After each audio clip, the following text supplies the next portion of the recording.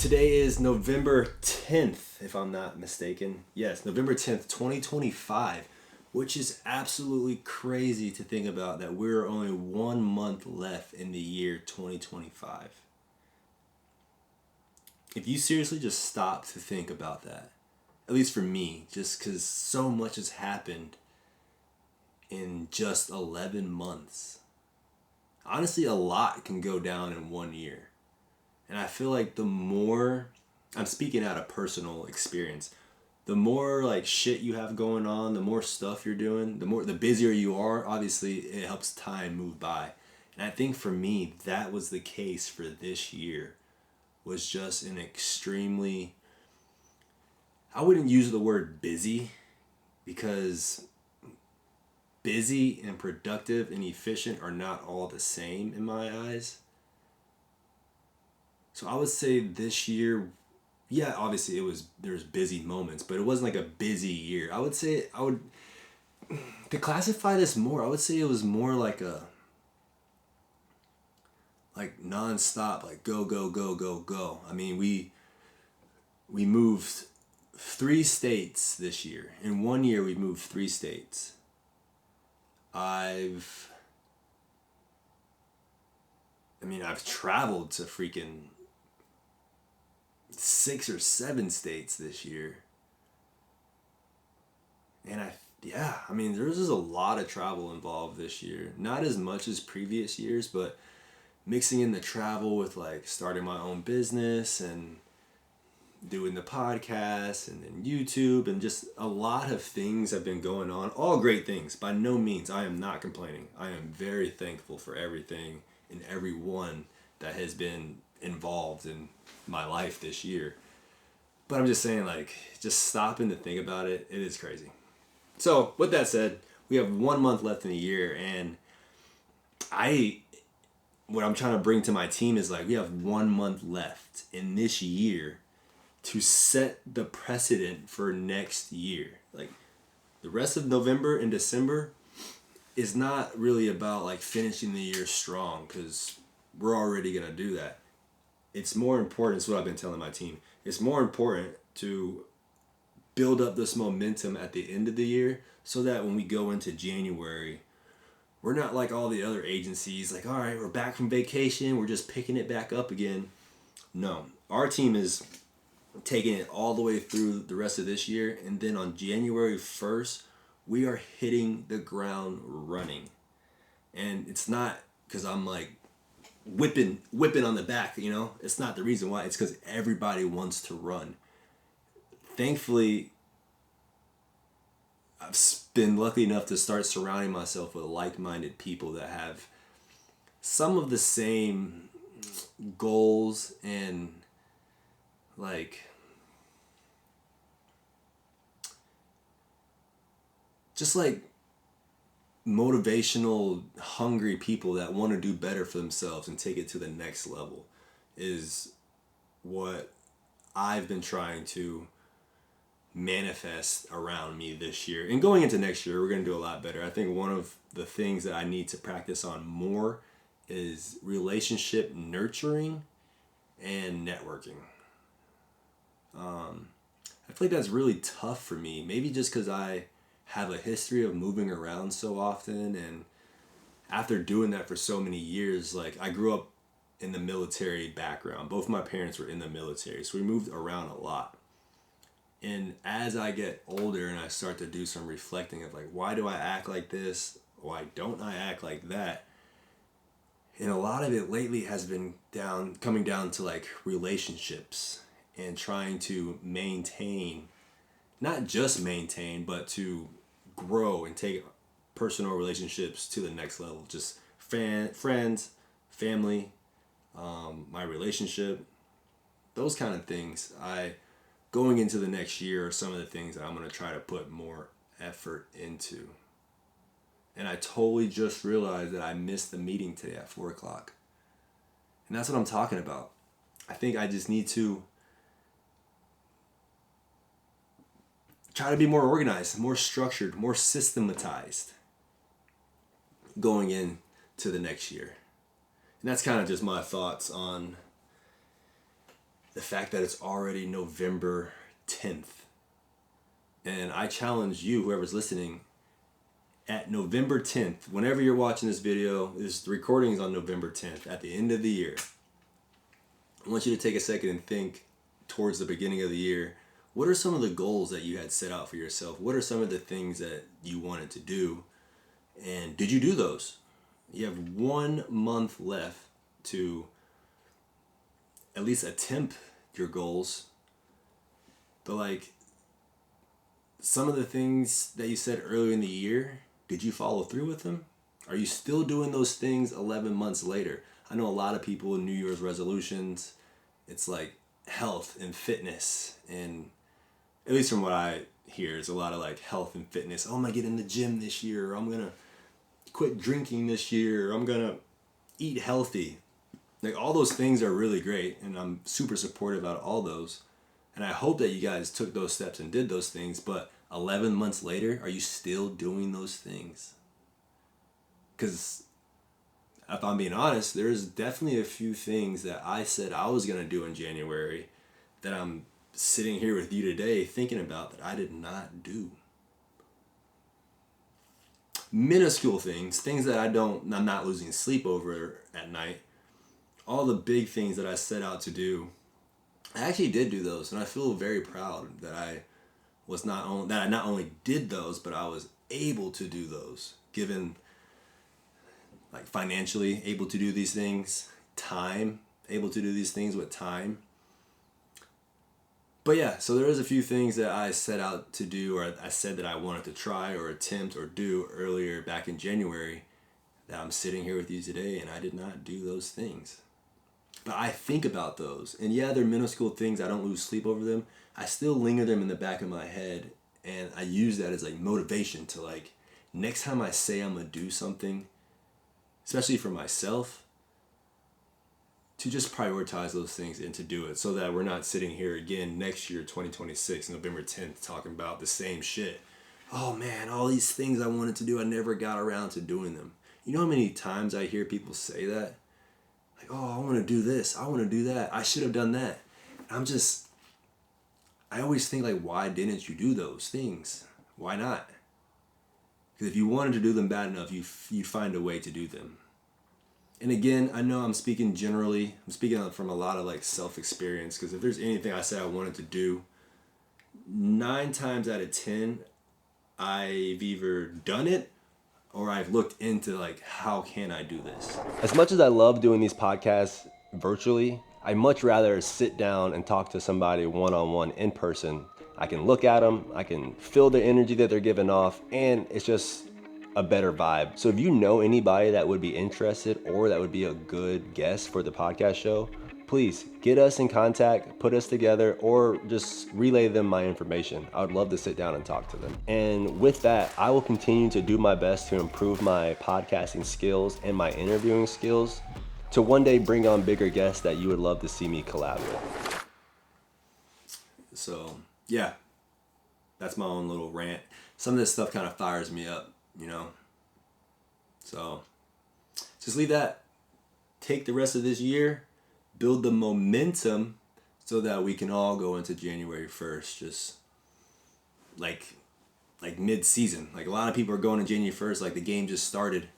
It's second or third quarter already for us, baby. We're rolling. So, but yeah, with that, I mean, a lot of cool things. I mean, we started a podcast. We're here today, Kicking It with Keener podcast. It was something that I wanted to do for... Actually, I take that back. It's not something that I wanted to do for a long time, actually. It was like the beginning of the year that I told myself, like, why don't we just do it? The number one type of content that I consume on a regular basis is podcasting. You can curate your podcast, like, who you listen to. I'm kind of ranting and rambling right now, so I really don't know what I'm saying, but I remember I was watching a podcast. I forgot who it was. I I want to say it was like Joe Rogan or something, like one of the bigger podcasts. And I remember I was like always tuning into these podcasts. Yes, because they had really good guests, and that I was literally learning. I've learned so much from listening and consuming podcast content. It has really been a game changer for me. It's like been like my next level of education or information that I want to consume is through podcasting. So I remember I was sitting there one day, and I'm the kind of guy where I think like the way my brain works, like I'm always consuming everybody's content. Podcasting. We're still in the podcast space. I'm consuming all this podcast content. I really enjoy it. I literally can listen to it forever. Why don't I just start my own? I know how to do the technical stuff. Obviously, it's not great. I'm still learning. I'm still improving. But I know how to work a camera. I understand a little bit about lighting. I understand how to use social media, obviously, but my business is a social media marketing agency. I know the tools and the mics and the computers, and like I know the how to. The only thing I didn't know was like what or why. But the way my brain works is like I'm a creator. So if I'm constantly consuming this other content, or I'm like always doing something in this space, the way my brain works is like, why don't I just start doing it for myself? I'm always watching and listening to podcasts. I look forward to learning from podcasts, and certain guest comes on and I get excited because I know they're going to bring some information that I can take and I can use. Why don't I try myself to bring that experience to somebody else through podcasting? So that's kind of how it started. It really didn't start off like, oh, I want to start this podcast business and have millions of fans and followers and all this money and talk to these high level CEOs. Like, really was never, and it still is not like the goal and my why of getting started. As I'm starting to progress, and I've done about 20,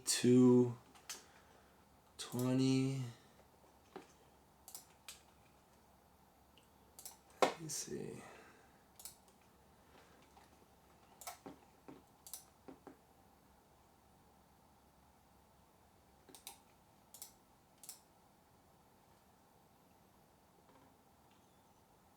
Yeah, sorry. So we're on episode 21, which is crazy to think about. That episode 1, I remember episode 1. It was me and my wife. She did not want to do this. It was like 9 o'clock on like a Tuesday night, and I got home from work and I was like, I don't know, you ever been at like a workplace or a job that you didn't really see the future being in? And that really motivated me and put a fire inside of me to like start creating my own stuff and to like start building my own, I don't want to use the word empire, but my own space. So I got home that day and I told my wife, I was like, let's do a podcast. She was not down. She did not want to do it. It took a lot of convincing for us to do it. And I was like, nobody's going to watch this. Literally till this day, it has, if I can find my mouse, till this day the episode has 16 views, which I looked at it the other day and it was like super, super low. But I was just like telling her, like, nobody's gonna watch these things. Like, let's just do it. So anyways, I convinced her to do it. Next thing you know, bro, that was in February 12th. I posted that video, February 12th. Here we are in November, 21 episodes later, posting podcasts every Tuesday, YouTube, Spotify, Apple Music, Amazon, Audible, everywhere. It's just that's a win for me. Being able to like, for again, bringing it back to like, oh, I say I'm going to do something, actually do it and stick with it throughout the year. Yes, it's not perfect. It's not great. you know, I'm new to like interviewing, which I really don't even look at these podcasts like interviews. I kind of want to position them more of like conversations.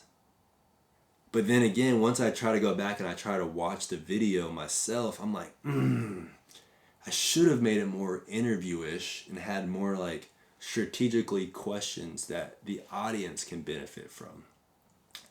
And I think recently that has been like a mindset shift for me, is starting this. Obviously, I was like, my thought process was, what can I get out of this? And by all means, I tell like my close friends and family, obviously you guys now are close friends and family to me too, but I was been telling people like podcasting is literally a hack to get closer to who and what you want. Let me explain that in a minute. I'll go deeper in a minute. But now my mindset is reshifting like, these people that I'm starting to bring on, CEOs, general managers, professional artists, business owners. I already said CEOs because that's been like just crazy to say lately that I've been speaking to CEOs. I got a really great CEO lined up in tech space later this week.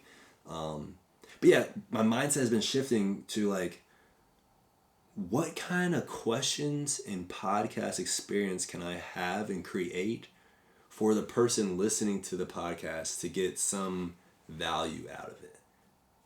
And I've been thinking like that lately because that's where I got my start. I was like, man, I learned so much from these podcasts. And yeah, not every podcast I listen to is like a informational podcast. Like some of them are comedy and they just sit around and bullshit all day long.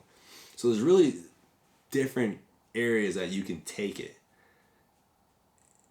And if you look at my podcast, it's kind of what I'm crafting it to be is kind of like a podcast space of all of my interest in like the way I use podcasting myself. Is you can kind of see that coming through in my own podcast channel. So it's been fun. It's been great. And back to what I was saying, I told my friends and family, podcasting is literally like a cheat code to get to like either your ideal customer or your ideal like person that you want to work with or type of people that you want to work with. For instance, I'm doing a podcast, mainly it's starting to form around business and life, a little bit of like funny stuff here and there, nothing like out of the ordinary, but like a lot of business guys have been coming on my podcast lately. And the power of that alone, just through the networking of knowing and hanging out with these people for an hour and a half, has literally been a game changer for my business and just for like my personal life. So many new friends I have met, so many new connections, new clients, employee. Just like, it's kind of weird to say that a lot of like momentum and stuff has been coming from the podcast. Yeah, there's no monetizational value of it yet. There's no brand deals, no ad revenue. There's literally no money in it. I had a phone call with my buddy Ben yesterday actually, and he was curious because he's been watching some of the podcast episodes, and he was genuinely curious, like, how much money is this making you? He thought I was making money off doing this podcast, and I like, whoa, bro. Like, you actually have it backwards. It's not making me any money. If anything, it's costing me money to do this. Literally, if we look at it in business standard view, the P&L is negative right now. There's been no profits in this podcasting thing. And that alone should tell you, like, wow, obviously I'm not doing it for the money because there is no money. I'm literally doing this because I truly enjoy not only learning more from these guests, but putting yourself in uncomfortable positions, because it is truly a strength, especially as AI is coming, social media has already been here, but you know, the older people are starting to understand the power of it. Everybody's starting to understand the power of social media and online marketing. And then with the rise of AI and AI slop and all this fake stuff and not being able to determine like what's real and what's fake, there is seriously a true skill set in being able to talk on camera, not even to just talk on camera, but being able to like present yourself on camera and just be on camera. And then you mix in the fact that you're speaking with somebody that you've never met before and trying to drum up for me, an hour and a half. I try to go for as long as possible. That's kind of like my qualifier if like I'm doing good or not. It's like I'll check the time, like, oh shit, we're 2 hours in, like, and we're just rolling, like I must be doing pretty good here. But if it's like 30 minutes in and I'm checking the clock and it's like, oh, I'm not doing so good right now. But just having that ability to be uncomfortable with somebody that you have never met before, and they probably have some intention going on to this, and for me at least, I don't want to waste anybody's time. I want them to get value out of doing this just as I'm getting value out of doing this. So in my head as it's going on, it's like, I wish this is I hope this is valuable enough for him or her, to take an hour and a half, 2 hours out of their day to be here with me, a complete stranger guy that, I don't have a huge social media following or some life that I brought an audience over from or professional sport that people are following from. It's literally just a guy that said, fuck it, grabbed a camera, and was just like doing his own podcast. So, with all that being said, it's just kind of crazy. And I appreciate everybody that has been supportive through this process. If you know me by now, which if you're still watching this video, we're starting to understand each other. I'm not afraid to fail. I'm not afraid to like try some new things, start new things, and if it doesn't work out, then it doesn't work out. Like, the act of trying is more important than succeeding. At least right now for me in this podcasting era. So who knows what turns out of it, man. It's been fun. I've been enjoying it.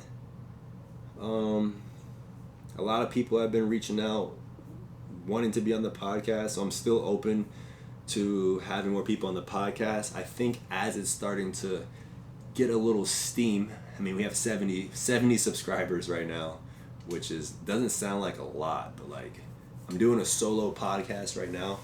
If there were 70 people in this small room, I always refer to this to my clients when I try to like make like a view count like relatable, because nowadays everybody sees views and they're like, oh, I want millions and hundreds of thousands and hundreds of thousands. And I always tell them, like, imagine being in a room and you have 100,000 people sitting here watching your content. That is obviously a massive amount of people. But if you dial it back a little bit and there's 73 people here watching our content live, it'd be a little like, unsettling for most people. Obviously, I'm a little bit different because I enjoy putting myself in those uncomfortable positions. But for most people, especially my clients, I try to make them understand this. Like, for one, 70 people watching your video is a lot of people. I know we live in the space of hundreds and thousands and millions, but 70 people is a lot when it comes to just views. Now, if you take that 70 people, and if you're a business, a service, or you have a product, and those 70 people are in the business world, marketing world, we would use avatar, the word avatar. If those people are your avatar or your ideal client, that could be, literally, it could change the game for you. 70 new customers, depending on what your service or your offer is, high ticket, low ticket, 70 people interested could be a complete game changer for you. And then on the other side of it is, what if there's 100,000 people and all 100,000 people are not your avatar? They're just eyeballs that don't convert into a sale or whatever your conversion is, an email, a sale, an opt-in, whatever it might be. Getting the right people is more important than getting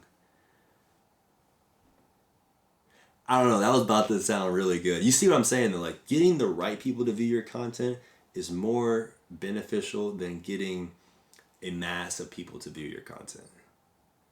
So anybody that's in the creating space or creating content or putting yourself and your stuff out there online, I think just don't look at the views. And this was hard for me. I'm saying this as somebody who has been through that. When I first started my YouTube channel back in like 2020, I don't know, 2021? It was probably like three-ish. It was probably 3-ish years ago. A while, way back then. I fell victim of that mindset that my views determined like how good I was and how good my content was. And that's really not the case, especially in 2025 as we're moving away from what do they call it? It's like a subscribic algorithm and more into a interest algorithm, meaning that subscriber counts don't really matter anymore. The algorithms are getting so good these days that it's going to push your content not to your followers but to the mass of people that is interested in that topic. And obviously, depending on who's listening to this video, you guys probably know all this stuff. But I'm just going to pretend like my mom's listening and she has no idea.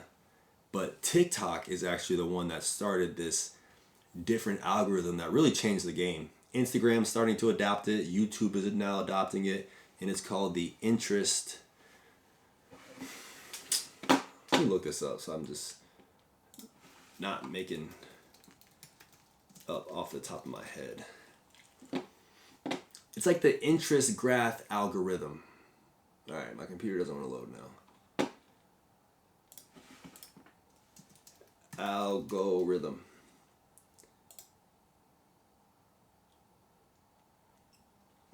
Yeah, here we go. An interest graph algorithm into your Google browser. The AI overview says an interest graph is a recommendation algorithm that connects users with content based on their individual interests and behaviors rather than their social connections. Dude, that has been a game changer in the recent years of social media. Let me read that again. An interest graph is a recommendation algorithm that connects users with content based on their individual interests and behaviors rather than their social connections. Unlike traditional social graph, that's what it was. It was called we were used to be on the social graph, meaning that the performance of your content was based off of the people in your social circle, your followers, pretty much your followers and your subscribers. Now the game has changed and we're now going into an interest graph algorithm, meaning it doesn't care about how many followers you have. All the algorithm cares is it wants to get your content out to the right people that have those interests and behaviors in mind. Meaning, how do I say this? As much as I love doing these podcasts virtually, I much rather sit down and talk to somebody one-on-one in person. I can look at them, I can feel the energy that they're giving off, and it's just a better vibe. So if you know anybody that would be interested or that would be a good guest for the podcast show, please get us in contact, put us together, or just relay them my information. I would love to sit down and talk to them. And with that, I will continue to do my best to improve my podcasting skills and my interviewing skills to one day bring on bigger guests that you would love to see me collab with. The barrier to entry in social media is now literally zero. You could literally have 0 followers and post a video and get millions and thousands of views, thousands of likes. You see it all the time. And if you're not in this space, you're probably wondering like, what the heck? What's going on? I hope that answers your question. And this has been a huge game changer for not only everybody really interested in content, but like for my business in general, and my business specifically, because we've been recently working with new clients who are literally starting from zero. And within the first few weeks, we're getting thousands and hundreds of thousands of views. I think we just started a new account the other day, and we posted 10 videos so far, just 10 videos. And like the account is like up to like 40,000 views in the last 28 days or something like that, which is pretty crazy from somebody starting at zero. And a lot of it lately, which I find power in this, is like the older people, the older generation, I would say like 40 years old and older, is a great time for you guys to get into social media now. For one, all of like the fast paced editing and like all like the pop pop pop, like the cool, trendy, catchy like style of editing and content creation is like slowly like it's starting to go back out the window. Content revolves in like these content seasons. Like there's different seasons. Like vlogging was a season, talking head was a season, really trendy like B-roll cinematic montage, that was a season. Now it's coming back around. Now it's like low lower production season, meaning like anybody with an iPhone doing like selfie style videos with like a caption on the screen or like a text hook. Like that's the style of social media right now. It's no longer do you need all these transitions and pop-ups and overlays and sound effects. It's really to the bare bones doing videos like this. You'll see people all the time blowing up just doing videos like this. Yes, high quality content does, mixing that format in with like a format like this is really, really powerful. So it's been interesting to see. It's been interesting to like be in this space for so many years and then starting to notice that these different content seasons and trends. It's been really cool, and it's been cool for my business and for my clients to see us getting like these little small wins and like these little successes from people that don't even know how to use or operate social media. Really, we kind of do the guesswork for them. We do all the creating, the posting, the managing, the engagement, the community engagement, and they can kind of just sit back and enjoy what we have going on. But I want to lean into this interest graph a little bit more because I think that's probably one of the reasons why we've been having so much success lately. And anybody that has a passion over some topic or interest, now's a great time to start making content about it and to build an audience or people that like, know, and trust you, so that one day, if this is just how my brain works, a lot of people, I gotta keep on remembering that not everybody is always in this for business. There is some creators out there that just purely love to create. They don't care if it gets monetized, nothing. And I'm cool with that too. And I think it like that too. But sometimes as I'm getting older, I'm growing into my entrepreneurial self. Just the way my brain goes. It's like, all right, we have all these cool things going on. How do we monetize this so that we can continue doing these cool things, make these cool things better, or just get more people involved with what we have going on? So that's just kind of where my head is at with all these things. If you're an older person, you have the lifelong experience of being older, and a lot of people, you're a little bit older, so you have the funds to start your online journey. A lot of like younger kids, like they want to do it, a lot of them know how to do it, but the biggest barrier is just time. The 40 and older demographic, they have funds to hire somebody to help them out. They have the lifelong knowledge or experience from work, life, relationships, hard times, success, and they have time. Sometimes they have time. Some of the clients that we work with are either successful and have either retired or are kind of taking like a passive step at their company so they have more time. So if you're watching this video and you've been on the fence about it, let this be your message to pick up your phone, hit the record button, just make a piece of content and just post it. Let me be the example for you guys that it doesn't have to be perfect, it doesn't even have to be good. You just gotta post it. Whew. Alright, that was my rant on that. What are some more things that have been going on?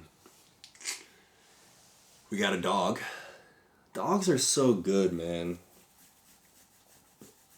I literally, like, life is so much better with a dog. And I tell my wife this, one day, hopefully this podcast and my YouTube channel and picks up enough steam where I can one day monetize it, because I would love to have some land. Like, the long-term goal is to like have like a nice big, like, not barn, I don't like the word barn, but like a big garage, so like we can store, maintain, and detail like cars for people. That'd be a freaking dream. We'll have like a nice driveway, like a spa. There's a racetrack in Belgium. It's called Spa de Francorchamps, and they have this coming off of the main straight or the finish line straight, depending on where you're racing. If you're racing in GT3 or F1, but if you're coming off the F1 circuit and off the main straight, you take that right hairpin and you go up a Rouge. I would love to have my garage, the road going in and out of the house or the property, to be like mimicked off of like some F1 circuits. That would be amazing. But outside of that, the whole property is going to be fenced in. And I don't want like hundreds of acres, like something manageable, but enough space to like shoot guns or like tear up some stuff, you know, like do donuts or like blow something up or set something on fire. Just something enough away from people to be safe. And then have a fenced-in fence with literally, I want to have like 10 dogs. I know it sounds crazy. Like you think of like, oh, the crazy cat lady. But like, just think of like having like 10 homies that love you and you just play all day long. That sounds so great. And yeah, so we got a dog. He is a mini Bernedoodle. Literally like the happiest little dog I've seen in a long time. When I mean like happy, I mean like tails wagging, just staring at you. Like every time he looks at you, it's like, what are we doing, Dad? We playing? What? And it hurts me so much sometimes that like I have to work, son. Like, I can't just play all day long with you. As much as I would love to, I just can't, bro. We'll end up on the streets if we continue doing that. But it's just been great having a dog around. I really miss it. My dog that I had last year is like a miniature pinscher. His name was Gucci. Unfortunately, he got hit by a car right in front of me last year, June. So that was my dog, bro. Like not my D-O-G, that was my D-A-W-G. That was my dog. Like he wasn't my son. We had like a different dynamic. If you're a dog owner or a pet owner and you have multiples, you know, like you create different dynamics with your dogs. Like the dog I have now, like I'm his father. He can't survive without me. The dog I had previously, we were like homies. Like he was on his page, I was on my page, but we came together in a beautiful relationship. But unfortunately, he died, got hit by a car last year. Not to be too morbid, but this is PTSD to the fullest, because it's still, today I'm like, oh, close the door or don't get him, because all the time we used to open the door and he would just run outside, you know. He was a little bit more like, on not the aggressive side, but like if somebody was, we had to be more careful if like somebody was out walking their dog or they were around or there's a car crossing the street, because we know like sometimes he would go and he would chase it. And this day I got home from work and I just kind of blinked, took things for granted, honestly. It's all my fault, really. And I opened the door and he bolted out, ran into the street. a truck, like a pickup truck, was driving, and he tried to rah, rah, rah, rah, at the truck. The truck passed. My dog was too slow to get to the truck. But what my dog did not know, that the truck was towing a trailer. This is gonna make me cry just thinking about it, actually. I saw it right in front of me, man. But the truck was towing a trailer, and Gucci was running, and he saw the trailer coming, and he tried to put the brakes on. He tried to stop, and you heard it, man. I can still hear it. His little nails trying to stop on the pavement, and then that back tire of the trailer didn't stop, and it ran right over him. He was still alive for a little bit too. He was like, I was standing up here and I saw it. I was kind of in shock for like 2 seconds. I was like, oh, I couldn't fucking believe it, bro.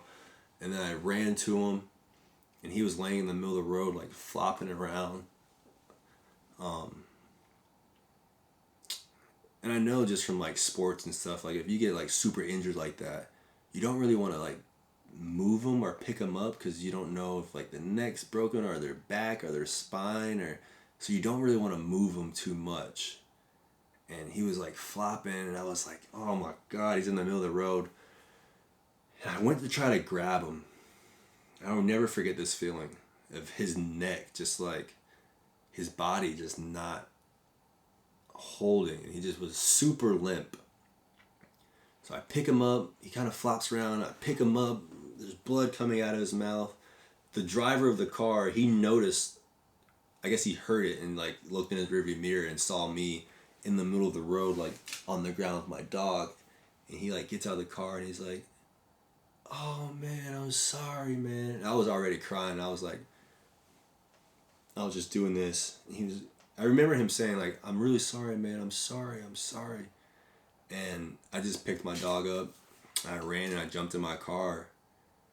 And I didn't even know where to go, honestly. Like I don't live in this area long enough to know like there's an animal hospital, or I didn't know what to do, man.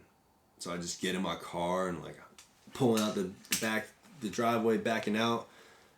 I get on my phone to see like where the hospital is, and then I found one. Traffic is so bad right now, bro, and I was literally like, I was about to like freaking, but I didn't even get to that point, because as soon as we got to the first stoplight, I'm driving with him in my lap, and I'm just like talking to him like, come on, Gucci, stay, come on, Gucci, you're a good boy, come on, like just trying to like keep his spirits up, you know, some type of, yeah, just like, I don't know, I thought it would help. And then he just stopped moving in my lap. I was about to get on the interstate too, and I just remember this day like it's literally just happened. And I pulled over on the side of the road, like didn't even get out of the road. Like I was like fully still in the road, but like off to the side. And I just sat there for a minute. Yeah. That was a sad day, man. I was pretty sad for like a few weeks after that. But, you know, with all things, life is going to continue to go on, and you got to find a way to enjoy the time that you did have with them, and just to keep moving forward. Because I'm sure, I don't like to get all in like the woo-woo stuff, but if he was looking down on us type stuff, he would probably be like, I lived a good life. My dad did some cool things. So yeah, R.I.P. Gucci. Gucci Keenan. But now we have Theo. I think we let like maybe eight months, almost a year went by. I think it was almost just a year went by, and then we got a new dog. And he's been great. A lot He's a puppy still. He's only like 6 months old. A lot of time consuming with this dog. He requires a lot of time and attention. But it's been great. Makes life better. I'm fairly I wouldn't say introverted person, because I think it's like omnivert. I'm introverted, extroverted. Just when I pretty much pick and choose, but for the most part, I don't mind being by myself and doing my own thing. So it's nice to have a dog that is cool doing that too. So, speak of the devil.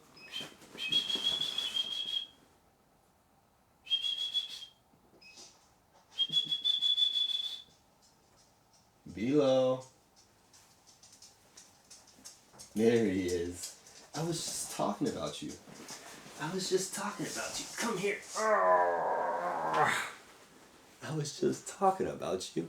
Yes. I was saying how much time you require and attention you require. And it's just like, God, it's a lot. Especially in this time where I really just want to work and stay locked in. He makes it tough sometimes. But I love him. This is my boy. And I would love to have 10 of these running around at all times. That would be the best. Right, Bilo? Huh? What do you have to say? What do you have to say? You're on the podcast. Alright. Well, I think that's pretty much it. It's a good enough rant for me today. If you enjoy this solo session, let me know down in the comments. I think we're going to do more of these. Maybe like once a month or... What are you doing? Are you tired? Oh, okay. Okay. Yeah, let me know if you enjoy this solo cast. This is the first one I'm doing in these. Again, just to stay consistent and keep getting these things out there is more important than the amount of views to me. So, if we don't have a podcast guest this week, it'll just be us hanging out every Tuesday. So, thanks for listening to the podcast. Thank you guys for hanging out. And we'll see you next Tuesday. Peace.